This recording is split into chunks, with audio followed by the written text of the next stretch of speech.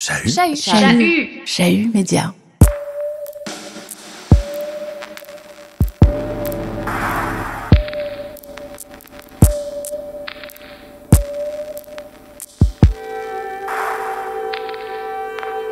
Qu'est-ce que vous savez de Palmyre, professeur ? Peut-être la première vision que j'en avais eue en arrivant par la route depuis Damas, c'est complètement sec et puis tout d'un coup on arrive à Palmyre qui est une oasis avec des sources pérennes. Tout d'un coup il y a un îlot vert au milieu d'un paysage totalement aride.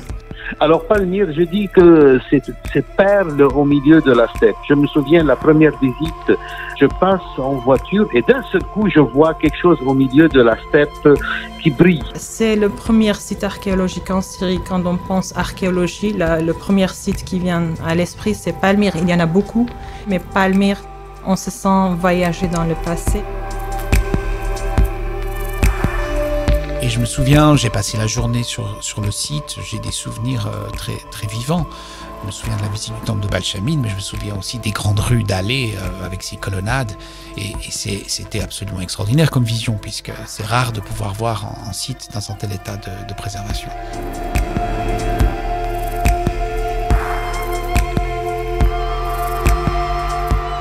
Palmyre, c'est la perle du désert. C'est le joyau antique de l'actuelle Syrie. C'est un modèle de pluralité des cultes et des panthéons et un point de confluence des grandes civilisations antiques. Mais au XXIe siècle, Palmyre, c'est aussi un symbole dramatique. Celui des destructions commises par Daesh en 2015. Destruction du lion d'Allat, du temple de Baal-Shamin, puis d'une partie de celui de Bel. Destruction de l'arc monumental parmi les symboles de la cité antique, mais aussi des tours funéraires, du tétrapyle et d'une partie du théâtre. À ce bilan sinistre s'ajoute la souffrance des populations locales, brutalisées ou exilées. Plus de 10 ans après le début de la guerre en Syrie, quel avenir pour Palmyre la millénaire ? Quelle est l'histoire de cette ancienne cité caravanière, multiculturelle et autrefois extraordinairement prospère ? Enfin, pourquoi Palmyre demeure aujourd'hui au centre des défis archéologiques, mais aussi mémoriels de demain ? En 4 volets, c'est ce que cette série podcast voudra questionner.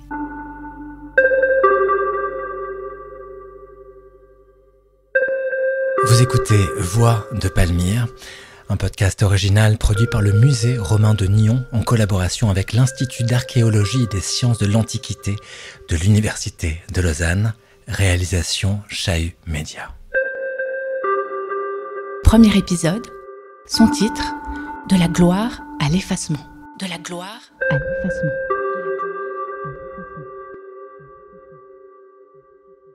Pourquoi Palmyre était si glorieuse, riche, prospère ? Alors, les raisons de la prospérité de Palmyre viennent d'une part de son emplacement géographique. Denis Génécan, archéologue, directeur du musée romain d'Avenches. Donc c'est une oasis naturelle à mi-chemin en gros entre la vallée de l'Euphrate et la côte méditerranéenne, avec un accès à l'eau qui permet une vie sédentaire. C'est un site qui est occupé en continu au moins depuis le 3e millénaire avant, donc depuis l'âge du bronze, et à partir du 1er siècle avant Jésus-Christ, les Palmyréniens se sont imposés au 1er siècle avant comme des intermédiaires incontournables du commerce caravanier entre l'Est et l'Ouest, sur lequel ils ont eu la haute main entre la ville de Palmyre et ce qu'on appelle la Mésopotamie et la pointe nord du golfe Persique. Donc finalement, c'est un tout petit tronçon de ce commerce, mais où vraiment tout a été entre leurs mains.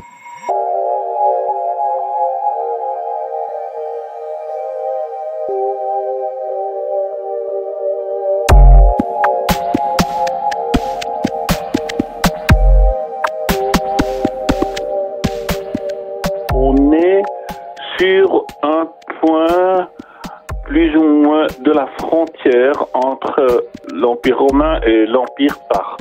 Puis après, Sassanide. Rolf Stucky, archéologue, professeur d'archéologie classique, Université de Bâle. Et là, Palmyre a eu un point important comme point stratégique militaire. De l'autre côté, si on voit d'un peu de plus loin, il y a des voies commerciales qui vont du monde classique on pourrait dire jusqu'en Chine, la route de soie. Et un des derniers passages avant d'arriver à la Méditerranée, c'est Palmyre. Palmyre, vous avez une voie presque sans montagne en direction de la Méditerranée. Le fait que c'est effectivement une étape sur une des routes de la soie fait qu'effectivement on a des gens avec un bagage culturel très différent. Patrick Michel, docteur ès lettres, chargé de recherche et directeur scientifique du projet Collard-Palmyre à l'Université de Lausanne. Le fait que dans l'Empire romain, en Orient, à cette époque, la langue vernaculaire, c'est le grec. Donc la majorité des inscriptions sont grecques. On a très très peu d'inscriptions en latin.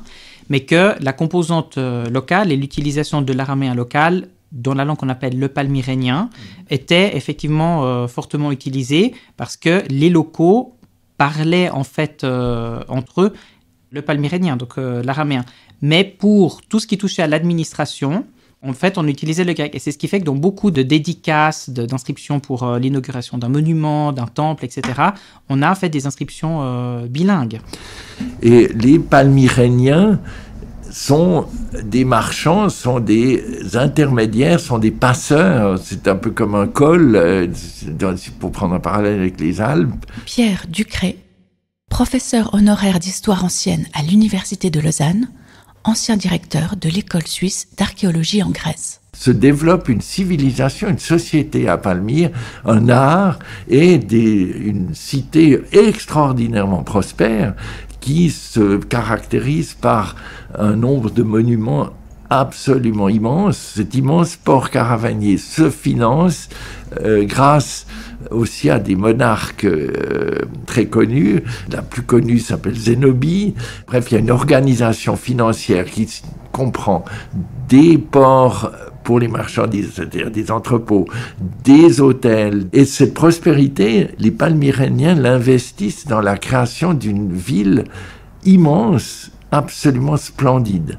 Et puis, il y a des très grands temples, un immense temple de Baal, c'est un gigantesque monument, et puis l'autre temple, un temple moins immense, mais très très remarquable, qui est le temple justement de Baal Shamin, et qui était parfaitement conservé à travers les siècles.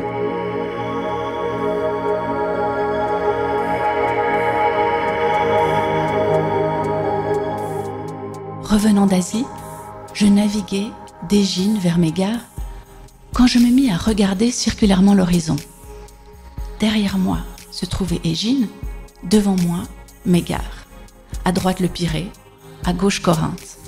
Or ces villes, qui furent jadis très florissantes, gisent aujourd'hui devant nos yeux écroulés et ruinés. Je me livrai alors à cette méditation. Et quoi? Nous nous indignions, chétifs fumants, si l'un d'entre nous, dont la vie doit être relativement courte, a péri ou a été tué, quand les cadavres de tant de villes gisent abattus en un seul et même lieu.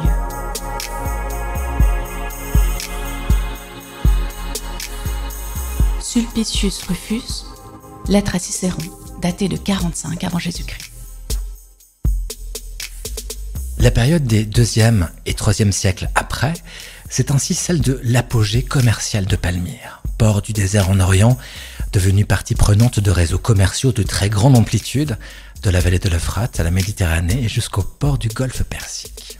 Riche, la ville traduit à travers ses monuments prestigieux une synthèse remarquable entre le substrat des nomades de la steppe syro-arabique, l'influence de la civilisation mésopotamienne et un habillage gréco-romain propre aux agglomérations urbaines du monde hellénistique. Autour de 260, rien ne semble pouvoir inquiéter la prospérité de Palmyre. Un siècle et demi plus tard, pourtant, son déclin est largement engagé.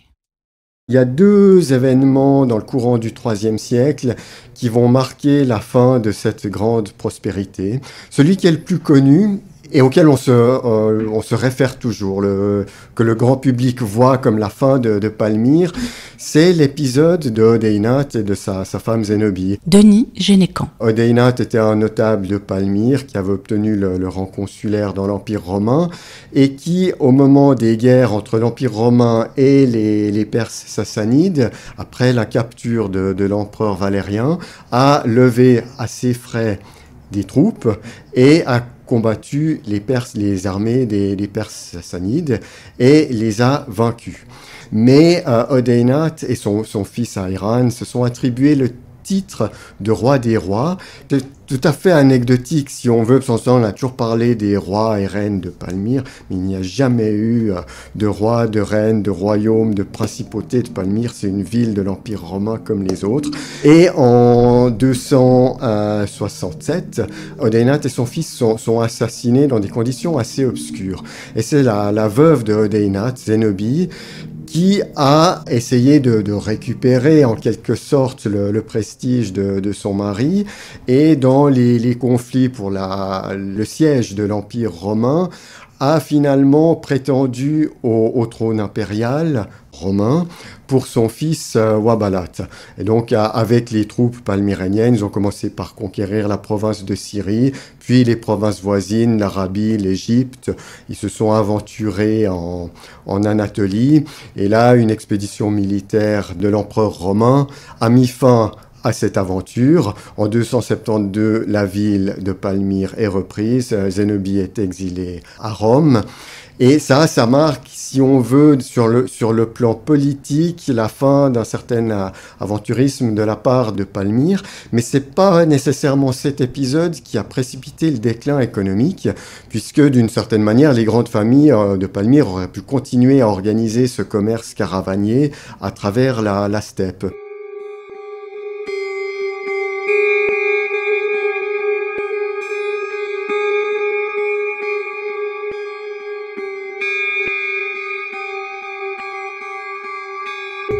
Mais quelques décennies plus tard, à l'extrême fin du IIIe siècle, 298 pour être exact, Rome et l'Empire sassanide signent un traité de paix, dit de Nisib, et les termes de ce traité de paix imposent que tout le commerce entre les deux empires passe par cette ville de Nisib. Ça marque un changement, ça va marquer un déclin dans l'importance de la ville, mais ça va pas marquer sa disparition. Cette ville va rester. Durant le début du IVe siècle, elle prend beaucoup d'importance sur le plan militaire. Dans le cadre des réorganisations provinciales, elle abrite le siège d'une légion.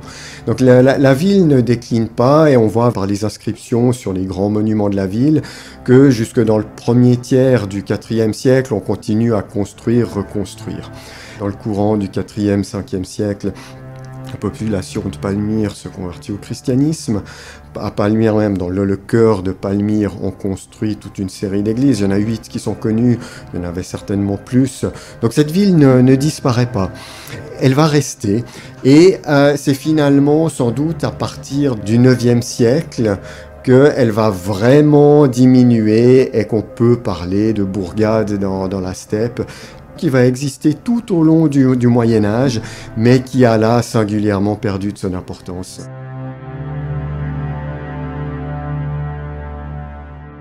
Palmyre était glorieuse. À l'instar d'autres villes antiques un jour prospères, Érétrie ou bien Olynte, Corinthe ou bien Thèbes, elle déclina pourtant et, pour sa part, entra en sommeil durant de longs siècles. Alors dans ce podcast, autorisons-nous à présent un pas de côté et posons la question des raisons qui entraînent la chute d'une ville autrefois florissante. Il y a énormément de facteurs qui contribuent au déclin d'une cité. Sylvian Fachard. Alors, il y a la mort d'une cité violente, on va dire, suite à un siège, par exemple. Là, on a énormément d'exemples dans les sources écrites. Donc, on a des attaques dirigées contre des villes avec des sièges qui durent longtemps et qui se terminent par la capitulation de la ville. Typiquement, une ville va être soumise au pillage, on va vendre aussi une partie de sa population, et donc ça va être des coûts terribles pour la ville. On se rend compte d'un point de vue statistique, la grande majorité des villes se relèvent, même des pires malheurs. Il y a une démographie antique, il y a une résilience démographique qui permet souvent à des communautés antiques de résorber leurs pertes en 1 ou 2 générations. Donc ça, c'est en fait à peu près établi maintenant. Ensuite, les cités ont des économies qui sont basées sur des infrastructures qui sont incomparables avec celles de l'économie moderne. Et donc, on a des ateliers qui sont souvent très mobiles. Et donc, une cité peut redémarrer économiquement relativement, on va dire, rapidement. On a aussi des exemples de villes qui ne se relèvent pas, des villes qui meurent, entre guillemets. Alors, on se rend compte que souvent, la décision ne revient pas à la ville elle-même, mais souvent aux conquérants, au fait, qui décident de tuer la ville, politiquement.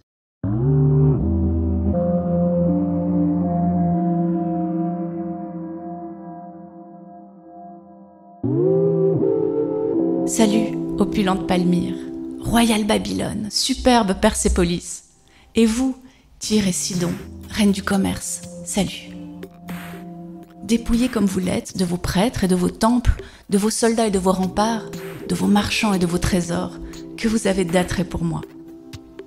Ruine de tant de nations puissantes, que je vous sais de vertu. Vous consolez le malheureux par la vue de la plus terrible catastrophe. Vous réprimez l'élan d'une joie immodérée par une image de deuil et de mort. Vous apprenez aux riches ce que valent les richesses, à l'esclave combien est court son esclavage. Enfin, vous élevez l'homme vers un monde meilleur, en lui montrant que rien n'est stable, que rien n'est vraiment grand ici-bas. Anatole France, extrait de Méditation sur les ruines de Palmyre, 1859, publié dans le Mercure de France, 1er juin 1925.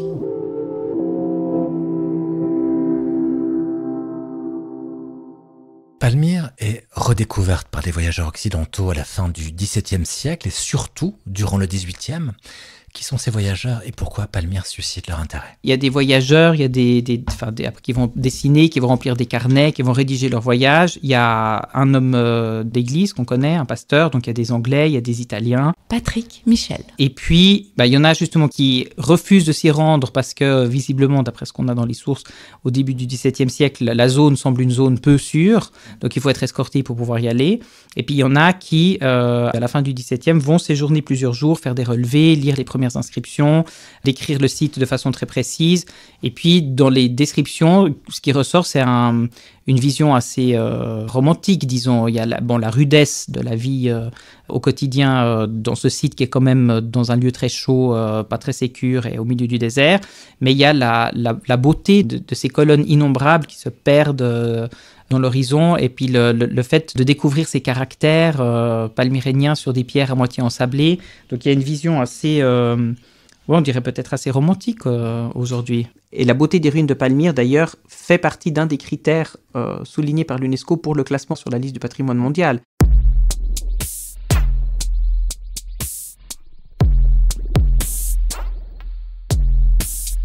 Il y a une fascination vraiment autour de la ruine, du concept de ruine, de voir un objet du passé qui est toujours là, mais qui est dans un état désagrégé, ruiné. Le professeur Sylvian Fachard. Et je crois qu'on entretient aussi une relation un peu paradoxale avec la ruine. La société évolue en même temps que ces ruines. Quand on lit les premières descriptions des voyageurs occidentaux qui découvrent les ruines de la Grèce à la fin de l'Empire ottoman. Alors, ils ont grandi en Occident, ils ont été bercés par cette culture classique, et la plupart du temps, ils découvrent ces ruines. Ils sont en état de choc. Ils sont souvent déçus, en quelque sorte. Ils s'attendaient à quelque chose de mieux. Ils découvrent la population locale pour la première fois, qui vit souvent au milieu de ces ruines, et qui a une notion, une notion très pratique de l'usage qu'elle peut en faire.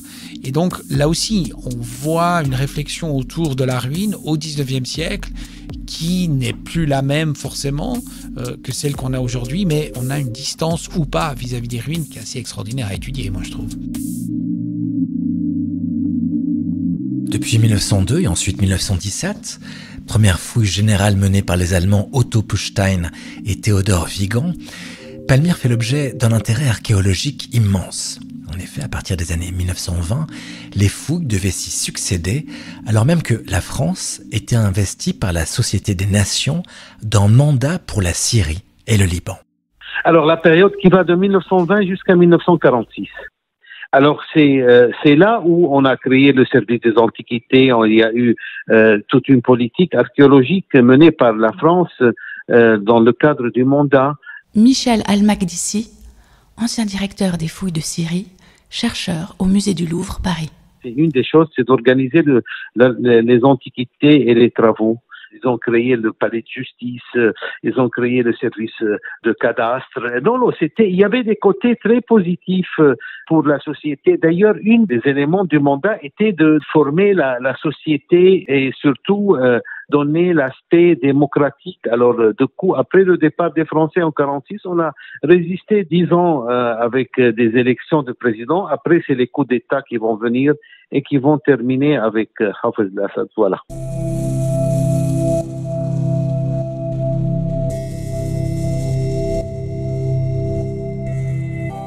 Le souvenir le plus fort que j'ai de Palmyre, c'est pas les années où j'ai fouillé à Palmyre même, c'est les 2 années où j'ai fouillé à Al-Bahra, qui est un site romain, proto-byzantin et islamique, qui se trouve à une 12aine de kilomètres au sud de Palmyre. Denis Génécan. Et quand on faisait ces travaux, on habitait à Palmyre, on utilisait ce qui s'appelait la maison de fouille.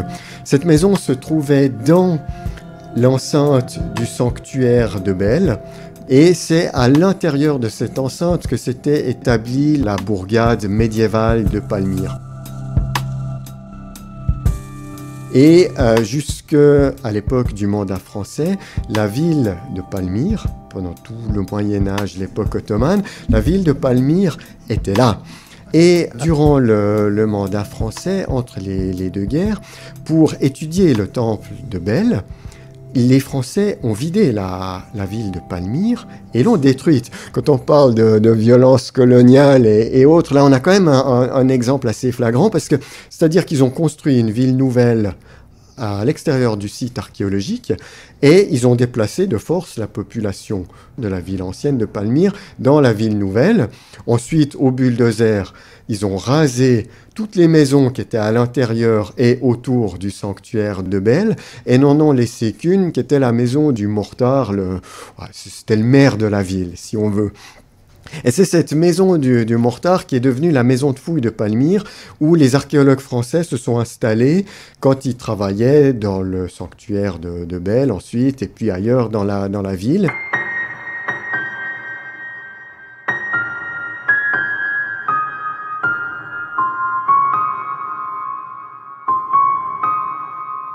Les premières vraies fouilles ont lieu tout au début du XXe siècle. C'est les Allemands, et puis ensuite, à partir de la fin de la Seconde Guerre mondiale, mandat français oblige, c'est les Français qui prennent en quelque sorte le monopole sur l'archéologie de la Syrie et de Palmyre, encore qu'il y a d'autres équipes qui ont continué à venir, des Danois, etc. Donc il faut replacer ça dans un processus assez long. Il y a eu de très très grandes fouilles avant la Deuxième Guerre mondiale, des travaux archéologiques très très importants. Et après la Deuxième Guerre mondiale, dans les années 60, cette archéologie, elle s'ouvre un peu. Et c'est là que d'autres nations arrivent, entre autres les Polonais. Mais hormis les Polonais, les archéologues qui travaillaient en Syrie venaient tous des pays européens et puis beaucoup plus tardivement d'Amérique du Nord. Avant 1954, c'est-à-dire la première mission archéologique suisse soutenue par le Fonds national, l'archéologie suisse, c'était des individus. Pierre Ducret. La grande nouveauté pour la Suisse, ça a été la création du Fonds national. C'était la première fois où une agence fédérale, nationale, finançait des recherches archéologiques. Et la première mission archéologique suisse à l'étranger, c'était la mission de Paul Collard à Palmyre. Et on est là en 1954, où il part pour fouiller le sanctuaire de Balchamine à Palmyre.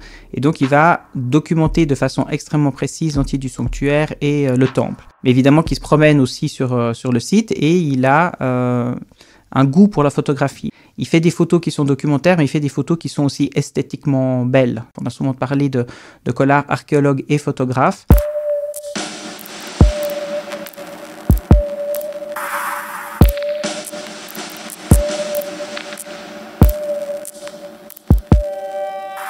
Et ce Paul Collard, archéologue genevois issu d'une famille d'architectes connus, c'est de lui dont il s'agira dans le 2e épisode de cette série.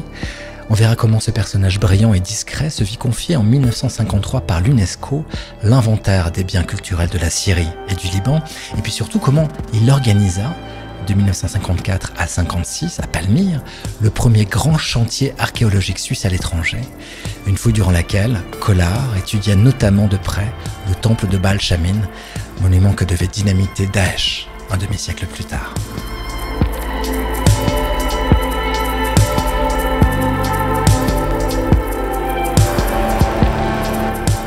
C'était Voix de Palmyre, une série documentaire podcast produite par le musée romain de Nyon, en collaboration avec l'Institut d'archéologie et des sciences de l'Antiquité de l'Université de Lausanne, à l'occasion de l'exposition Voix de Palmyre, présentée au musée romain de Nyon de mars à octobre 2023. Réalisation Chahut Média, David Bralambert et Carole Harari. Conseiller scientifique, Patrick Michel. Sound design, Lily Bartou. Musique originale, Christophe Calpini. Merci à Jordan Anastasov et à toute l'équipe du Musée romain de Nyon. De même qu'à l'association des membres et des amis de l'Institut suisse de Rome, précieux soutien de ce programme, ainsi qu'à tous les chercheurs et toutes les chercheuses qui ont participé à cette série originale. Tous les épisodes de cette série podcast sont disponibles sur le site du Musée romain de Nyon, sur celui de l'Université de Lausanne et sur celui de Chahut Média, www.chahut.ch, ainsi que sur l'ensemble des plateformes de podcast. N'hésitez pas à la noter, à mettre des pouces, des étoiles et surtout à la partager.